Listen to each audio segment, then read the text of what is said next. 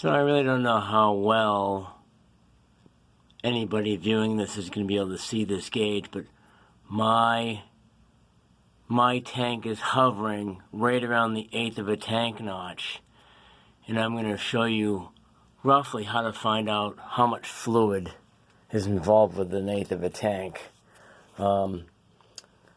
As you can probably, well, it's kind of dark down here, so you're not going to be able to get a full bird's eye view of how old this tank is. I'm definitely thinking this tank is probably, I would be very surprised if this tank wasn't at least 50 years old. And then you do have your serial tag, if I can get a decent shot of that. Having some, you can kind of sort of see the serial tag on the side there. At this angle, I really can't read it at the angle that I'm at, and given the lighting down here. Anyway, make a long story short, older oil tank. I'm reading at about an 1/8 of a tank right now. The only other thing I do factually know about this tank is a 275, which means it'll hold 275 gallons. And what I do when I get this low, in order to confirm where I'm at, oil-wise, I'll just tap on the side and listen for the difference between the echo sound in the thud sound. The thud sound means you're banging into fluid, and the echo sound means that you're banging into nothing but air.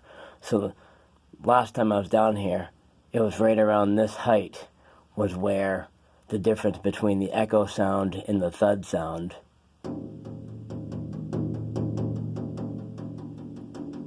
Yeah. So right about here, I'm guessing, my best guess is where my 1/8 of a tank is falling, which, given the size of this tank, that's about right. So I'm still probably a good 4 or 5 inches above my exit pipe on the tank.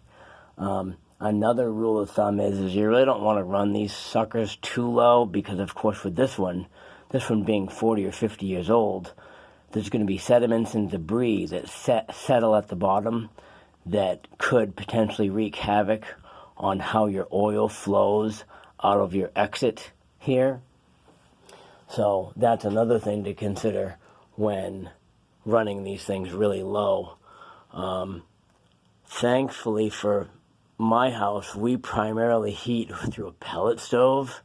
Because I remember when we first bought this property, the oil prices were kind of through the roof, and I'm like, oh, well, let's just buy the place, get a pellet stove, and call it a day.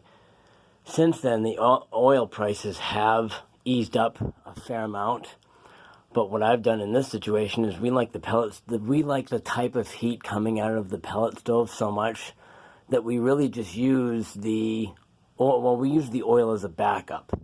In this house, because I think the pellet stove is slightly undersized, what tends to happen here is when the outside temperature starts to go to about 15 degrees Fahrenheit and lower, we tend to have to run the oil because the pellet stove will have a hard time keeping up. And then, so, we use it for showers, we use it for laundry, we use it for the dishwasher, things like that. So, again, just a few things to think about as you get down to the 1/8 of a tank level, which is probably roughly what this thing is.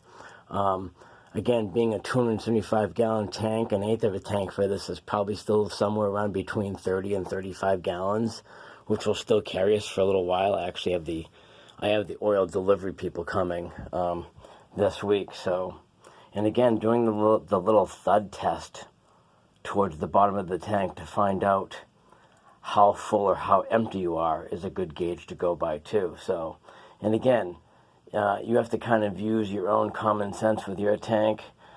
Given the fact of the age of this tank, it probably does have a fair amount of sediment in the bottom, so that is something to think about when going too low.